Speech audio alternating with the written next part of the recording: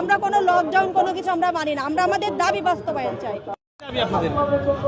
আমাদের এখানে আসার মূলত কারণ হচ্ছে গত 13ই অক্টোবর এনটিআরসি চেয়ারম্যান আমাদের দাবি মেনে নিয়েছিলেন। 31 ডিসেম্বর 2025 পর্যন্ত প্রাতিষ্ঠানিক বাধা উঠিয়ে শূন্য পদ দিয়ে আমাদের 16,212 জনের সুপারিশ চাকরির ব্যবস্থা করে দেবেন।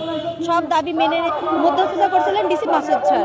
সব দাবি মেনে নেওয়ার পরেও এখন আমরা যতদূর জানতে পারছি মন্ত্রণালয়ে 30 জুন অথবা 31 ডিসেম্বর দিয়ে উনি একটা চিঠি পাঠাইছেন।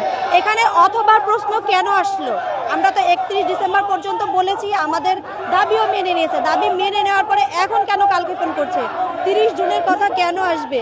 আমাদের দ্রুততম সময়ের মধ্যে যাতে নিয়োগ দেওয়া হয় 16,213 জনকে শিক্ষা প্রতিষ্ঠানে যাওয়ার ব্যবস্থা করে দেন এবং আমাদের দাবিটা যেন পুরোপুরি বাস্তবায়ন করে, আমরা সেই জন্য আজকে এখানে জমায়েত হয়েছি। যখন দেয়ালে পিঠ ঠেকে যায় তখন আর কোনো বাধা কোনো কিছু আসলে মানে না। আমরা তো তারপরে তো 16,212 জন আমরা ওনাদের তো থামায় রাখছি, সবাই তো আসার জন্য প্রস্তুত। রাজপথে তারা কোনো রকম তাদের দাবি দেওয়া মেনে নেওয়া পর্যন্ত তারা রাজপথ ছাড়তে রাজি না।